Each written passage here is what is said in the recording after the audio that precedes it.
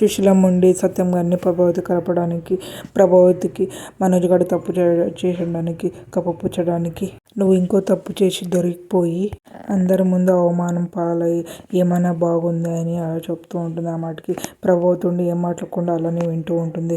ఏ సత్యం ఏ ప్రభా ఇద్దరు మాట్లాడుకుని ఒక రాజీకి రండి అని చెప్తుంది. ఆ మాటకి సత్యం గారు ఉండి అమ్మ నీకు మీనకు క్షమాపణ చెప్పు అని చెప్తుంటుంది. ఆ మాటకి ప్రభావతి ఉండి సత్యం వైపు అలాని చూస్తూ ఉంటుంది. అక్కడ మీన బాలు ఉండి వాళ్ళ అత్తయ్య వైపు అలాని ఆశ్చర్యమై చూస్తూ ఉంటుంది.